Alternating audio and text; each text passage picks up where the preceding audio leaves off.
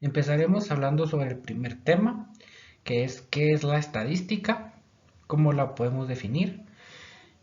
Podemos decir que la estadística es la rama de las matemáticas que se ocupa de la recolección y el análisis, la interpretación de datos, ¿verdad? Que podemos decir que esto nos funciona como psicólogos como una herramienta esencial para tomar decisiones basadas en los datos. Otro ejemplo que podemos dar es de que en la medicina se utiliza para la efectividad de un medicamento.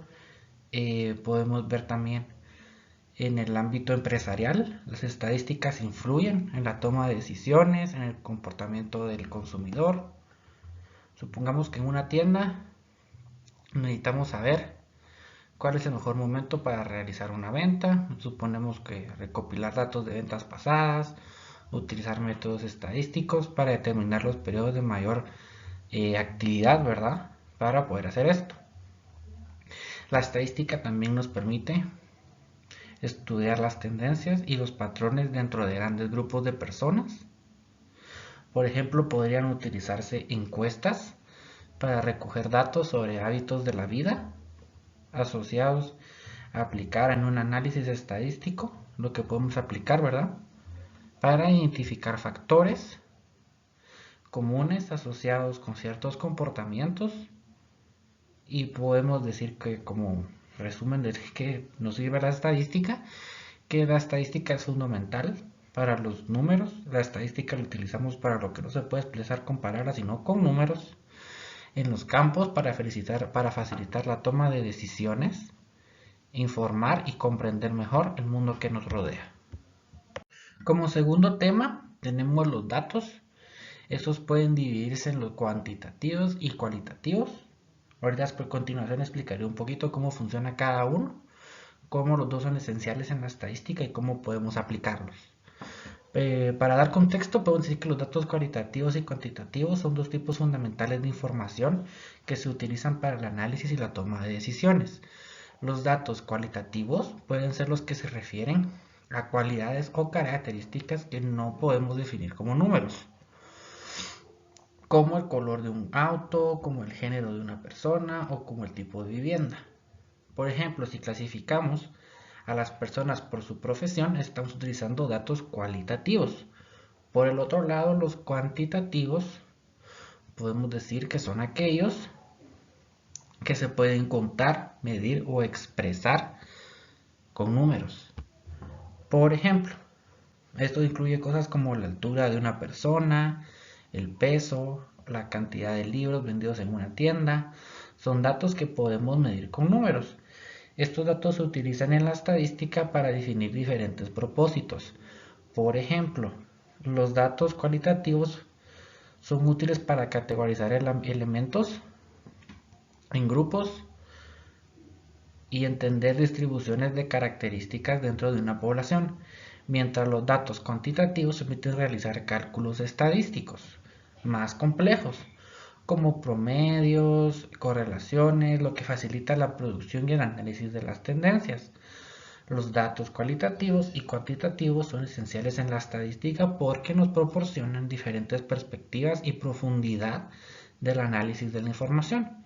Y esto nos sirve para obtener conclusiones y fundamentos más a grano de la investigación, lo que nos puede facilitar a la toma de decisiones en diversos campos, como la economía, la sociología, la medicina, entre otros.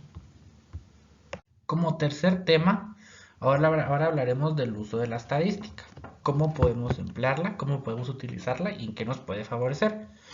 Entonces, para empezar, demos contexto de que la estadística es la rama de las matemáticas que se ocupa de la recolección, la organización y el análisis y la interpretación de datos.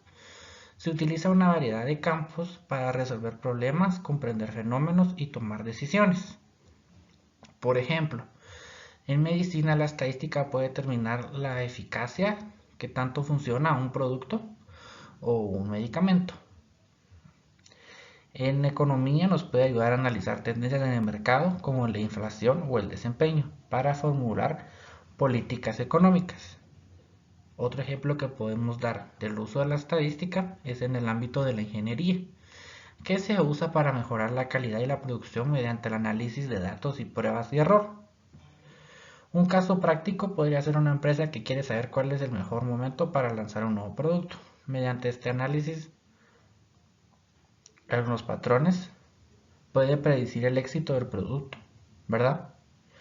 En resumen, la estadística es una herramienta poderosa que nos ayuda a interpretar el mundo a través de los datos, proveer eventos futuros y en la toma de decisiones basadas en la evidencia. Y como psicólogos nos ayuda principalmente la estadística en las pruebas psicométricas y a la hora de un informe, para poder medirlos y para poder interpretarlos. En otro punto hablaremos del desarrollo de una hipótesis. ¿Qué es una hipótesis? ¿Cómo podemos emplearla? ¿Y en qué nos ayuda en la estadística? Entonces, para empezar, demos un poco de contexto.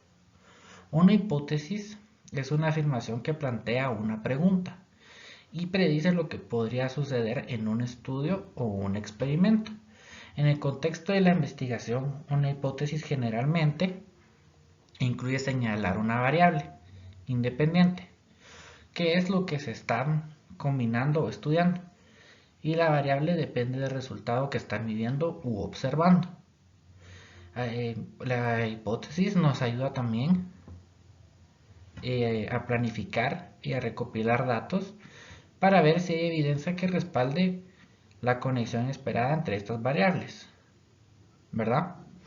Prueba de teorías o una hipótesis ayuda a probar teorías existentes y como ejemplo podemos decir que podría poner a prueba el poder productivo de una teoría psicológica sobre el comportamiento humano, una plataforma para la ayuda de actividades y en investigación, un punto de partida claro, una guía para el trabajo de investigación, una hipótesis bien formulada guía todo el proceso de investigación, asegurando que el estudio permanezca enfocado con un propósito claro y no nos haga perdernos en el tema. Como quinto punto, hablaremos de la aplicación de la estadística en la psicología y cómo la estadística es una herramienta fundamental como nosotros como psicólogos para poder ayudarnos. Entonces empecemos diciendo que la estadística desempeña un papel fundamental en la psicología. Su relevancia se extiende por diversas áreas de investigación y práctica, lo cual nos permite nosotros como psicólogos explicar el por qué es crucial y cómo se aplica utilizando un ejemplo práctico de la psicometría. La estadística nos permite ir más allá de los datos y descubrir los patrones significativos de la investigación psicológica. En caso de mediciones psicológicas como pruebas de inteligencia, pruebas de habilidades, pruebas cognitivas, por ejemplo, al aplicar técnicas estadísticas a los resultados de una prueba de inteligencia, podemos identificar patrones en las respuestas de los participantes y comprender cómo se relacionan en diferentes habilidades cognitivas. Esto quiere decir que generalización de resultados utilizando técnicas estadísticas adecuadas como psicólogos. Pueden aplicar los resultados obtenidos en una muestra de participantes de una población más alta. Esto nos facilita y nos ayuda como psicólogos a la validez externa de la investigación. En el contexto de la psicometría, si desarrollamos una nueva prueba de personalidad, la validamos con una muestra representativa. Podemos generalizar los resultados de una prueba en general. La estadística nos permite controlar los factores que esto podría afectar de nuestra investigación.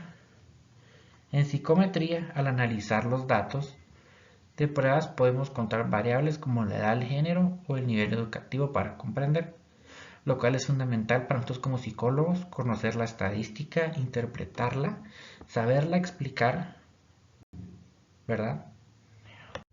Como sexto punto hablaremos de los conceptos iniciales de la estadística, los cuales son la variable, muestra y población. ¿Qué podemos decir de cada uno y qué nos aporta? Como primer punto tenemos la población, que es el conjunto completo de elementos o individuos sobre los cuales se realiza un estudio estadístico. Es como el universo de interés. Un ejemplo que podemos dar de la población es que queremos estudiar la altura de todos los árboles de un bosque En este caso, la población sería todos los árboles de ese bosque. Después tenemos muestra.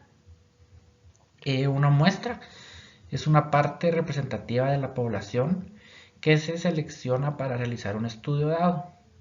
No siempre es posible estudiar toda la población. Utilizamos muestras para hacer eficiencias sobre el conjunto completo. El ejemplo que podemos dar, también relacionado con los árboles, es que si tomamos una muestra de 50 árboles de un bosque que tiene 1000 árboles, estamos seleccionando una parte de la población para nuestro estudio. Por último, tenemos a la variable.